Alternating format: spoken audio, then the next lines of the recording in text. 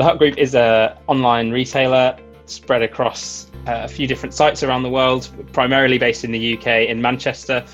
We're also based a few offices in the US and Germany, and starting to spread even further afield as well.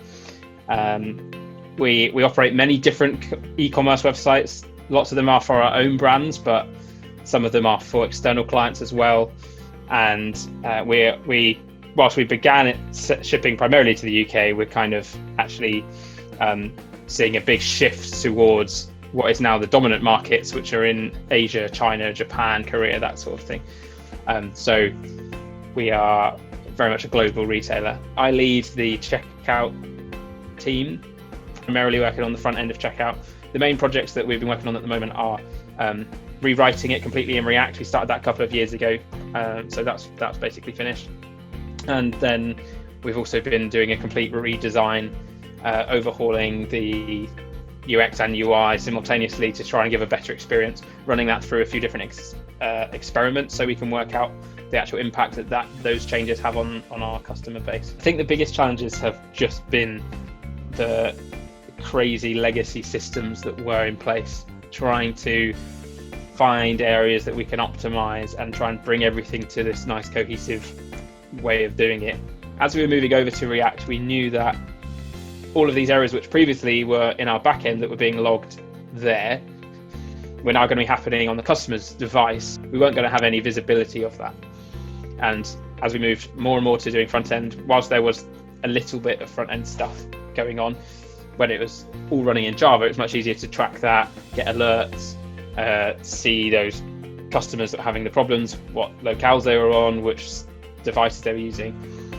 As soon as we moved more and more to the front end, we knew we needed to make sure that we were keeping on top of those issues and catching those bugs as they occurred in a real environment. Because another difference with the front end is that people do use such a variety of devices and operating systems and browsers that you just don't get the same sorts of problems running a backend service yourself. You can control that environment very accurately and precisely to exactly how you want it, and so you can kind of capture those issues more in things like you know the testing that you do before you deploy. You'll find way more issues with the backend thing than you will with the front end thing, because you just can't ever guarantee how the customer's actually going to use it. TrackJS has really improved the detection of these issues. We've had a few fairly significant things that weren't caught before we deployed, but as soon as we deploy, we then see an error being fired on TrackJS. We get to then quickly investigate, determine whether it's actually impacting customers or not.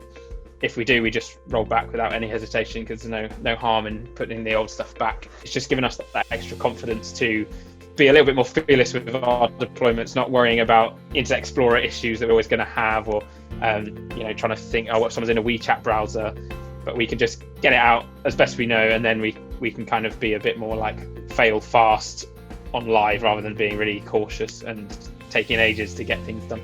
Sometimes I can almost see at a glance now. You get a bit of a familiarity with certain types of errors that come up. Often network connections are dropped, and you go, okay, well, you can't really do anything about that, and we obviously just need to work out ways of filtering those out. But things that look more legit, especially if we know we've just done a release or something, then we will just have a quick chat as a team. It's a bit easier when we're working together physically, because we can just turn around and say, this looks a bit dodgy, what do you think? In this COVID world, we just obviously have to reply and say, I'll have a quick look at this and just see if we think there's an issue. One of the biggest bugs that we found through TrackJS was a bug that affected Apple Pay in certain currencies. I think it was quite a niche bug, but that obviously then at the time was stopping lots of people from using Apple Pay, and in turn will obviously have had a hit on conversion. And so actually being able to detect that through TrackJS, solve it, and then reactivate Apple Pay on those certain sites enabled us to kind of continue that deployment and obviously make the business happy in the process.